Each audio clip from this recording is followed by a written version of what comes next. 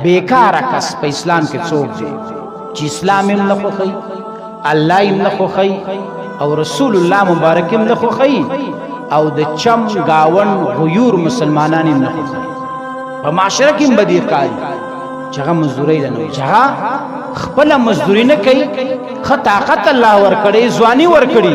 عمر فاروق رضی الله عنه فرمایي چې کله زه یو کس ته وګورم که نه چې ما ته معزز ښکاره شي، دا ته دې پر ویم د نوجوانانو پورې ګورئ، ډېر نوجوانان هسې ګرځي ډېر. نو دا فرمایي چې کله هم زه وګورم یاره دا پلانې ډېر ښه سړی دی، عجیبه انداز کې ګرځي، یو عجیبه اخلاق الله ورکړي، یو عجیبه ناسته فاسته الله ورکړې ده. عمر فاروق رضی الله عنه فرمایي زما په دې نظر کې یو دروند ښکاره شي چې به یې تپوس وکړم که نه چې دا څه کوي، حلال رزق ګټي که نه کوي، څه کسب کوي که نه کوي، وایي چې نه کوي که نه سقط من عین، زما د سترګو نه ولوېږي، بس بیا راته هېڅ هم نه ښکاري، ډېر کمزوری راته ښکاري.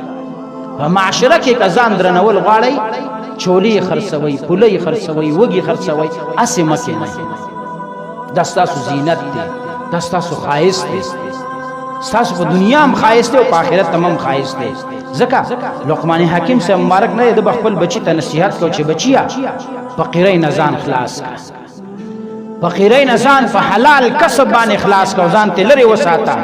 ځکه چې څوک فقیري که نه دا په دریو خصلتونو کې اخته کېږي. یو دا چې د دین کمزوری کېږي، چې فقیر او څه ورسره نه و د ده به دین کمزوری، او دویم دا چې عقل کمزوری کوي، بې عقله به داسې په دې شاړو او په دې دشتو په دې خوړونو او په دې موړو چې ګرځي که نه ته کې به عقل د کم نه راشي. او چې کله ته مزدورۍ ځئ ټرۍ وکئ، یو قمقل بچې سعودي ته ولېږئ چې بیا راشي دنه څنګه سړی جوړېږي، دا څومره عقلمند کېږي. دا لقمان حکیم صاحب مبارک فرمایي عقل کمزوری کوي، غیرت دی. دریم خصلت دا د ده نه غیرت او حیا. الحیاء شعبة من الایمان، دا یو حصه د ایمان ده.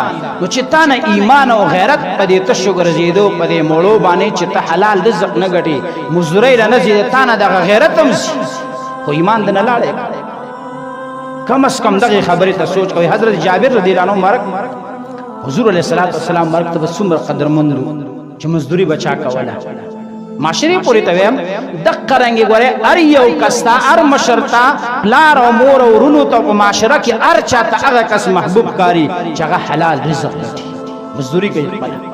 حضور علیه السلام مبارک جابر رضی الله عنه مبارک راغی، داسې ده به نالبندي کوله، آسونه وغیره دې ته به نالونه لګول. په دې ټیم کې د جابر رضی الله عنه خو سخت څټکې به هم وخي او داسې دغه به دې نیولي، دا لاسونه سوړی شوي موړی شوي وي. جابر رضی الله عنه مبارک چې راغلی حضور مبارک سره مصافحه وکړه، داسې رسول الله مبارک دا لاس ورکړ، نو دا لاس یې سخت محسوس کړ. د رسول الله مبارک خو د سپنجو د ریخمو نه زیات پاسته لاسونه وو.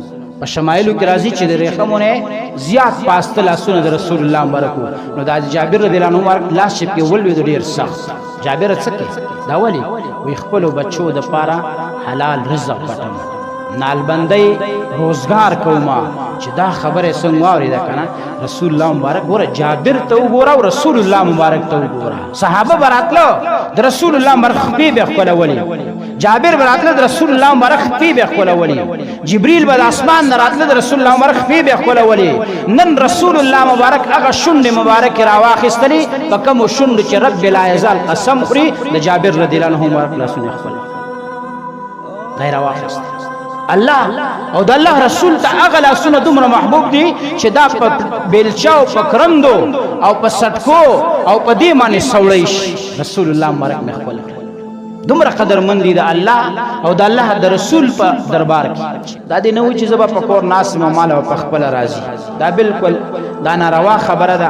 ځکه امام احمد بن حنبل رحمه الله مبارک لیکلي دي په خپل کتاب الزهد کې چې ولید بن عمر رضی الله عنه فرمایي چې په تورات کې دا خبره لیکل شوې ده چې ای د آدم زویه لاسونه خوځوه، خپله لاسونه خوځوه، هسې مه کښېنه. یعنې داسې ډېر خلک ناست دی اوس په دقه تمه چې ماله به پلار ګټي، ورونه به یې راله ګټي، په دې دغه کې خدای به راکوي مړه رزق دینے والا اللہ ہے.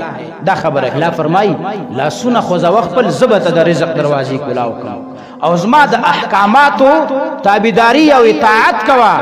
زبدتا د رزق دروازې کلاوه نور زمواري زما دا تلاس پی خو زوا ور سره مونږ داس کوا ان الله يحب المؤمن المحترف الله تعالی محبت د هغه چا سره کوي چې هغه مؤمن وي او خپل مشقت کوي او خپل مهنت کوي او خپل حلال رزق کوي الله تعالی دغه چا سره محبت